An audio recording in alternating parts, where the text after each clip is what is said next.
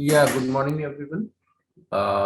We had seen Friday US market again correcting, mainly driven by increasing COVID cases over there, and also the Fed meeting in which tapering was increased. There could be like the year-end profit booking may also be visible in the US, as the market has given very handsome return during the year. So towards the end of the year, there could be some profit booking, and we may be seeing selling off in that account. Uh, Taking lead from the US market, even the Asian market are also low, and US market futures are also trading lower. Um, we can see that dollar index is again moving up. It came off from around 97 level to 96, and then now again moving up to around 96.5, indicating that the risk of trade are going on, and as such, Asian markets are trading lower. Even in the commodity also, we had seen that the oil is correcting sharply. Uh, on Friday, we were seeing at around 73.5 and all, and now it is at around 71.8, almost around 2% down from those levels.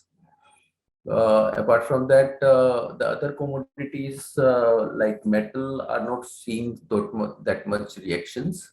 Aluminum is up by around 1%, though copper is down by around 0.5%, but iron ore and steels are showing positive trend. Iron ore is up by around 0.7%, and steel is up by around 1%. So overall, we are seeing some uh, risk of trades going on in the international market, and which may be visible into Indian market as well, as we had seen consistently profit booking or decline in the Indian market. Now I'll request technical team to take up from here. Yes, thank you, sir. Good morning, all of you. This is Swati. Looking towards the global market and the Asian market, we believe that the Nifty is likely to open with a gap down by almost 120 points on the downside, which means that the Nifty might open at around 16,880 levels. So for the intraday purpose, 16,840 will be the first immediate support level for the Nifty. Any move below that level, we expect that the selling pressure likely to be continued towards 16,800 and 16,740 levels on the downsides. Technically, if we look towards the chart, Nifty has just closed below its 20 days moving average, which gives a cautious sign. Whereas on the higher side, the resistance is placed at 16,900 levels. Any move about that level on the closing basis, then only we can witness some sort of a pullback rally, which might take a Nifty towards 17,000, 17,140 level. The overall view will remain a cautious as long as Nifty trades below 17,300 levels on the higher sides. Coming towards the Bank Nifty, Friday we have seen that the Bank Nifty has just maintained a closing near its 200-day moving average, which gives a sign of a cautiousness. So I believe that the selling pressure is likely to be continued to the Bank Nifty as well. Downside, it has a support at around 35,400 will be the first immediate support level. Any move below that level, we expect selling pressure likely to be continued, which might take a Bank Nifty towards 35,120 levels to 35,000 levels. Whereas on the upper side, 36,000 will act as a crucial resistance level. As long as it sustains below that level, the selling pressure is likely to be continued. Any move above 36,000 levels, then only we can witness some sort of a pullback rally, which might take a Bank Nifty towards 36,340 levels. The overall view on the Nifty and the Bank Nifty will remain cautious to the bearish itself. Avoid major long positions at the current level. If both the indices sustains at the support level, then only one can think about the long positions on the downside. Coming towards the Nifty Finance, for the today intraday purpose, the first support is placed at 17,000 levels. Below that level, 16,920 and 16,800 levels can be seen. Whereas on higher side, 17,280 and 17,340 levels will be the resistance level for this particular analysis. As I said, ki overall outlook of the market is negative to the bearish. So as of now, I'm not giving any calls, but during a day, definitely we will generate a calls. Let the market support at sustains at the support level, then we will generate a call during a market hours. That's it from my end. I request derivative guys to take a call forward. Thank you, Swati. See, on the derivative front, looking at the overall positions, see, it's difficult to say that the market will fall further. We believe the data is positive, and looking at the data, we will say probably today whatever low Nifty makes should be the low for the next few days or weeks. The data at this point of time, open interest is low for Nifty. The PCR is at lower levels. The VIX, even though we've seen such a selling from 17,500 to now, with SGX trading below 16,900 levels, the VIX has an increase, which is a very, very good sign. See, what had happened in October was, even though we had moved up from sub 17,000 levels to 18,500 levels, the VIX had gone from 11 to 20 odd levels. With the rise in Nifty, the VIX had increased, and now with the fall in Nifty, the VIX seems to be decreasing, which is a very good sign.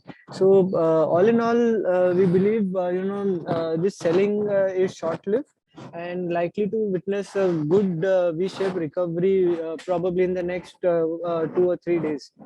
So look for buying opportunities. It should be 16,800 to 16,700 in between, where we believe the bottom should be made. The 17,000 call, the put continues to have good amount of open interest built up. Not many liquidations have been seen, so that is another positive.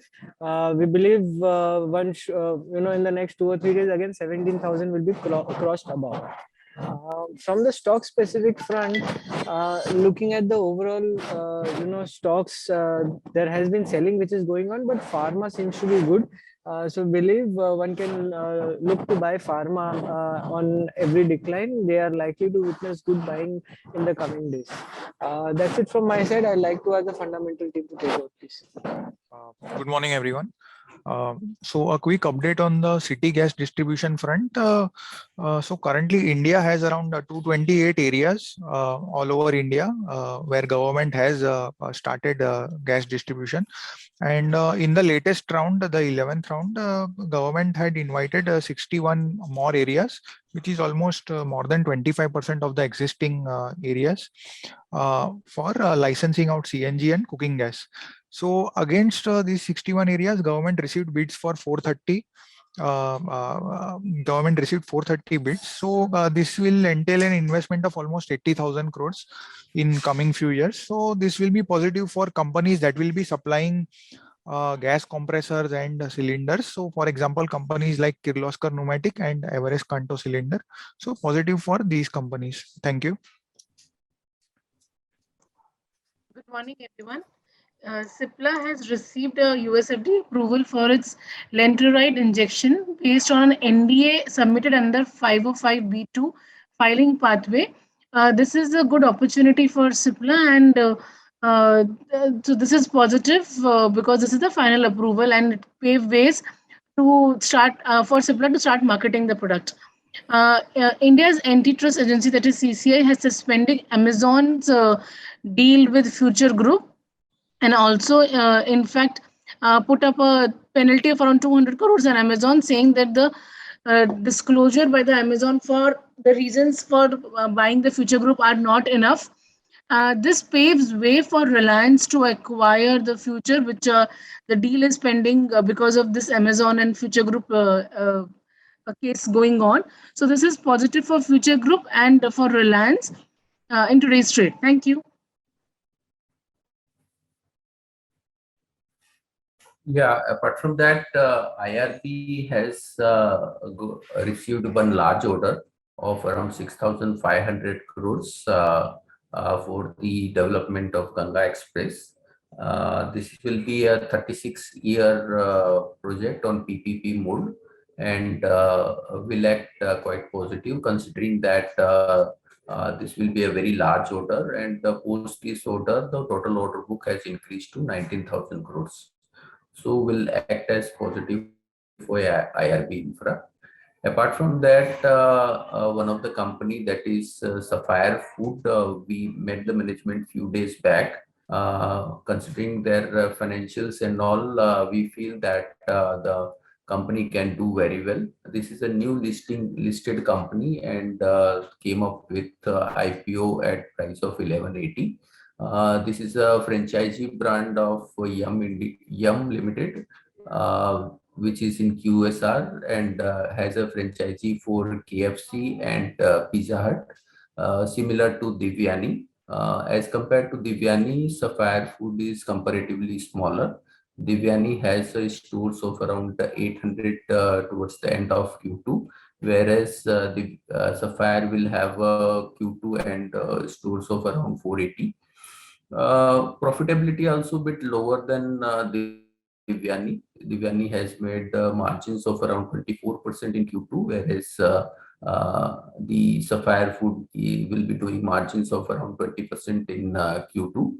Apart from that, if you see the long-term perspective, Sapphire has planned for doubling the stores in next 3 to 4 years, and will be adding somewhere around 150 stores every year.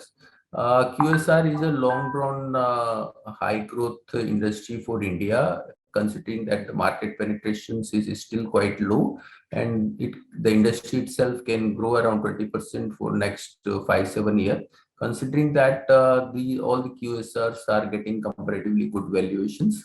And if you see, Sapphire Food is having a market cap of around 7,500 crore, against Devyani is having around 21,000 crores market cap. What we expect that the Sapphire can do EBITDA of around 300 crores, around 490. Sapphire can do EBITDA of around 490 crores in FY23, and based on 20 times EV by EBITDA, the stock can trade at around 1800 levels. Currently, the prices are at around 1220 rupees. So Sapphire Food looks quite positive. One can accumulate this stock in this decline. Stock is available at near about the IPO price only. So that looks good from a long-term perspective.